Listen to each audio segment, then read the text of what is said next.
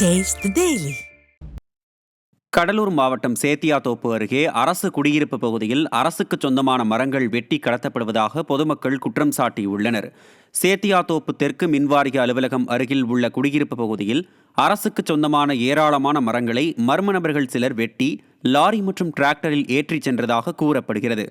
திறனற்ற ஸ்டாலின் அரசின் மாவட்ட நிர்வாகம் உடனடியாக இந்த விவகாரத்தில் தலையிட்டு கடுமையான நடவடிக்கை எடுக்க வேண்டும் எனவும் வெட்டப்பட்ட மரங்களை மீட்க வேண்டும் எனவும் பொதுமக்கள் கோரிக்கை விடுத்துள்ளனர். சேலம் மாவட்டம் ஓமலூர் அருகே கதிர்செட்டிப்பட்டி மாரியம்மன் கோவில் திடலில் பொங்கல் பண்டிகையையொட்டி எருதாட்டம் நிகழ்ச்சி வெகு விமரிசையாக நடைபெற்றது.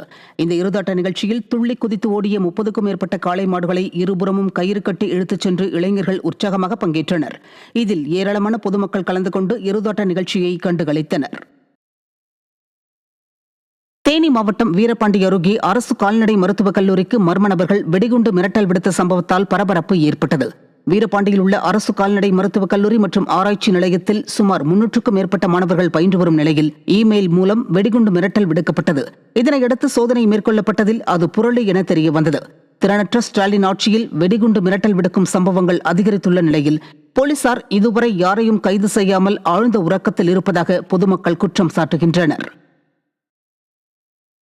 காஞ்சிபுரம் மாவட்டம் தண்டலம் அருகே சென்னை பெங்களூரு தேசிய நெடுஞ்சாலையில் ஏற்பட்ட போக்குவரத்து நெரிசலால் வாகன ஓட்டிகள் அவதியடைந்தனர்.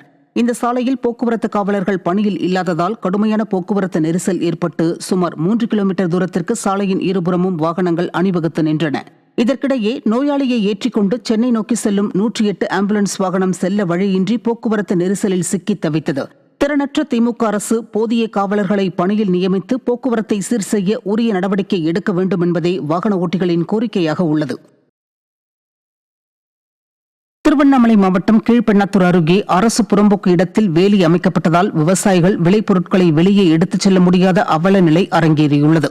இரும்பூண்டி கிராமத்தில் உள்ள அரசு புறம்போக்கு நிலத்தில் வேலி அமைக்கப்பட்டுள்ளது. இதனால் அந்த வழியாக விவசாயிகள் தங்களின் விளைநிலங்களுக்கு செல்ல முடியாமல் பாதிப்படைந்த நிலையில் 300 ஏக்கரில் பயிரிடப்பட்ட விளைபொருட்களை கொண்டு செல்ல வழி இல்லாமல் வேதனையடைந்துள்ளனர். இதனை கருத்தில் கொண்டு மாவட்ட நிர்வாகம் உடனடியாக நடவடிக்கை எடுத்து விளைபொருட்களை எடுத்துச் செல்வதற்கான பாதைகளை ஏற்படுத்தி தர வேண்டும் என விவசாயிகள் மற்றும் பொதுமக்கள் வலியுறுத்தியுள்ளனர்.